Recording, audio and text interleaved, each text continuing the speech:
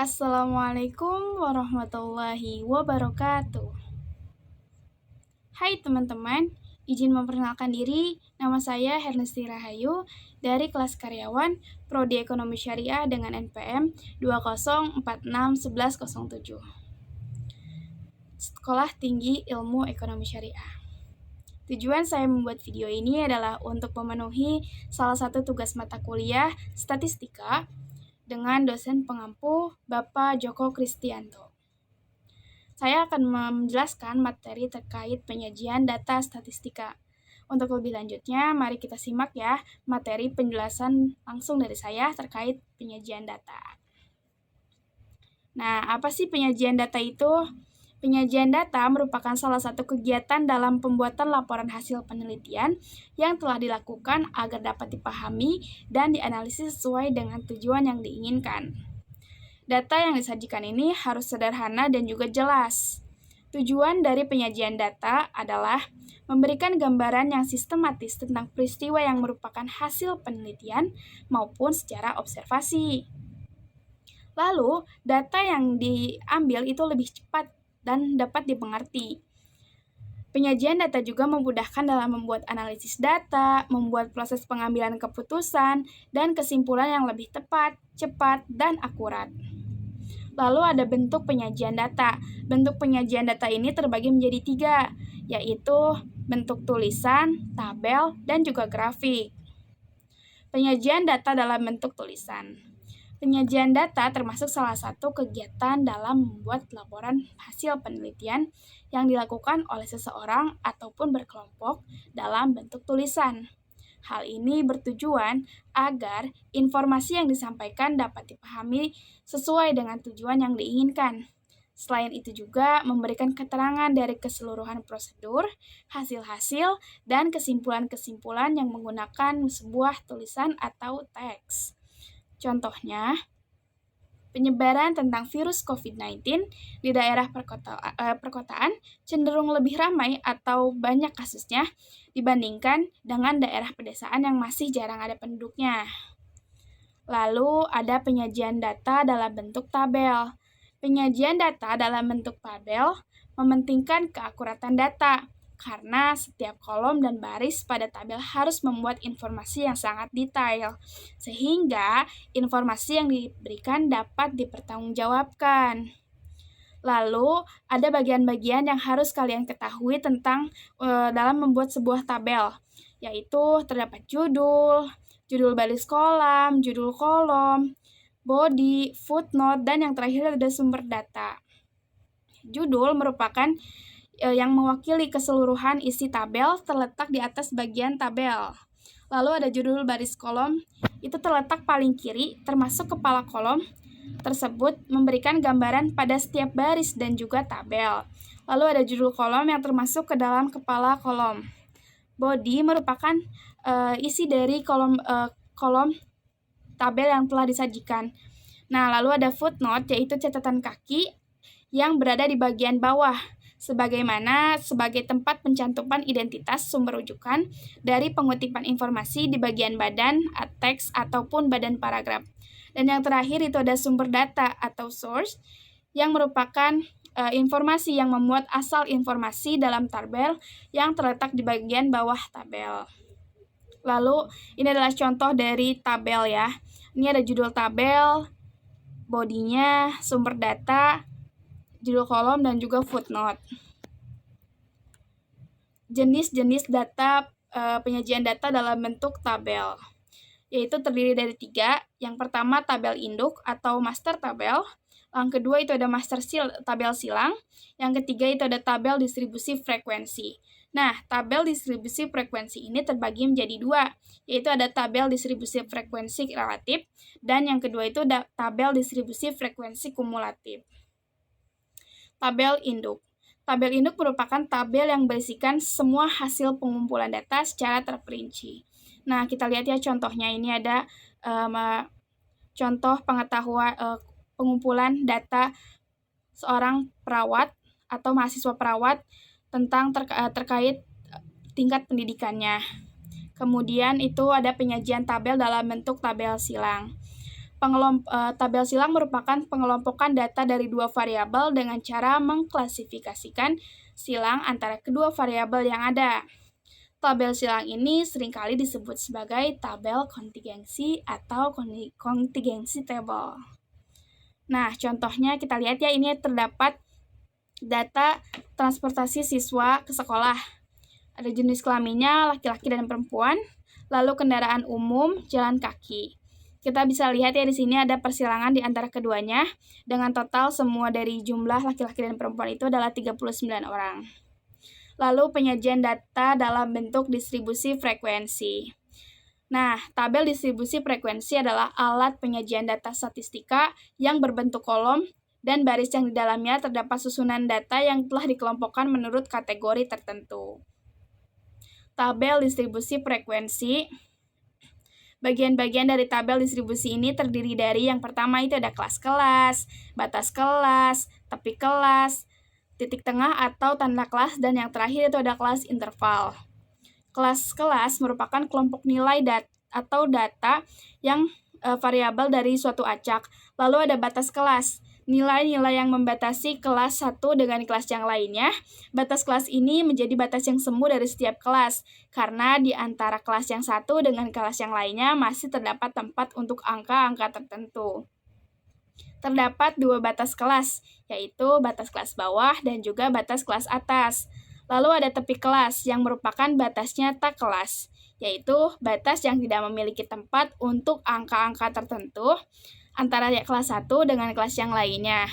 Hal ini dapat dibagi menjadi dua, yaitu tepi kelas bawah ataupun tepi kelas batas atas. Adapun titik tengah kelas atau tanda kelas yang merupakan angka atau nilai data yang tepat terletak di tengah dari suatu kelas. Titik tengah menjadi nilai yang akan mempresentasikan nilai dalam data. Titik tengah ini biasa diperhitungkan melalui sebuah rumus, yaitu setengah dikali batas atas ditambah batas bawah. Lalu yang terakhir itu ada kelas interval yang merupakan kelas bagian yang memisahkan kelas yang satu dengan kelas yang lainnya. Panjang interval kelas ataupun luas kelas jarak antara tepi atas dan tepi bawah. Frekuensi kelas semuanya itu sama dari data acak. Lalu ada penyajian data dalam bentuk distribusi frekuensi relatif. Nah, apa sih distribusi frekuensi relatif itu? Distribusi frekuensi relatif adalah distribusi frekuensi yang nilai frekuensinya tidak dinyatakan dalam bentuk mutlak, akan tetapi dinyatakan dalam bentuk persentase atau persenan. Rumusnya yaitu frekuensi relatif kelas sama dengan di mana N sama dengan jumlah data. Nah, ini adalah contoh soal distribusi frekuensi relatif. Jadi, mari kita hitung bersama ya terkait distribusi frekuensi relatif ini. Nih, yang pertama itu ada frekuensi relatif kelas pertama. 6 dibagi 65 dikali 100% sama dengan 9,2%. 65 itu didapat dari mana? 65 didapatkan dari hasil penjumlahan keseluruhan frekuensi, yaitu jumlahnya ada 65. Lalu frekuensi relatif kelas 2, 8 dibagi 65 dikali 100% sama dengan 12,3%. Frekuensi relatif kelas 3 sama dengan 11 dibagi 65 dikali 100% sama dengan 17%. Frekuensi relatif kelas 4 sama dengan 14 dibagi 65 dikali 100% sama dengan 22%. Hingga seterusnya ya sampai kelas ke-7. Kemudian setelah kita mengetahui tentang perhitungan ini, maka kita akan memasukkannya ke dalam sebuah tabel, yaitu tabelnya seperti ini. Jadi dibuat sebagai persentase atau persenan. Penyajian data distribusi frekuensi kumulatif. Nah, apa sih penyajian data distribusi frekuensi kumulatif ini? Distribusi frekuensi kumulatif adalah distribusi yang nilai frekuensinya diperoleh dengan cara menjumlahkan frekuensi demi frekuensi. Distribusi frekuensi kumulatif ini dibagi menjadi dua loh, yaitu distribusi frekuensi kumulatif kurang dari dan distribusi frekuensi kumulatif lebih dari. Nah, ini terdapat contoh soal terkait frekuensi kumulatif ya. Mari kita hitung bersama terkait frekuensi kumulatifnya. Kita akan mencari hasil dari distribusi frekuensi kumulatif kurang dari. Nah, masuk 0 dibagi 65 dikali 100% sama dengan 0%. 60.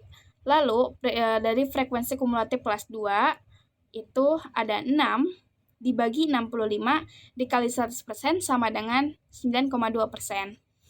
Frekuensi kumulatif kelas 3 ketiga 4 dibagi 65 dikali 100% sama dengan 22%. Nah, kita menghitung ini hingga ke nomor 8. Kemudian kita akan menghitung distribusi frekuensi kumulatif lebih dari. Sama ya, jadi 65 dibagi 65 dikali 100% sama dengan 100%. Frekuensi kumulatif kelas 2 yaitu 59 dibagi 65 dikali 100% sama dengan 91% hingga seterusnya. Setelah kita mengetahui terkait perhitungannya, maka kita akan memasukkan ini ke dalam sebuah tabel. Nah, hasil dari perhitungan tadi dimasukkan ke tabel distribusi frekuensi kumulatif. Kemudian terdapat grafik. Grafik merupakan suatu rangka untuk membentuk objek visualisasi tabel.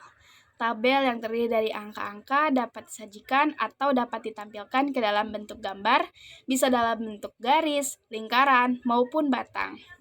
Adapun jenis-jenis grafik yang pertama itu ada histogram, poligon, lingkaran, batang, ogiva atau ogib, tebar, dan garis. Grafik histogram. Nah, kalian tahu gak sih apa itu grafik histogram? Grafik histogram atau sering disebut sebagai histogram frekuensi merupakan suatu grafik dari segi 4 yang dibentuk atau absis dengan menggunakan batas bawah nyata dengan batas atas nyata yang berhimpit-himpit.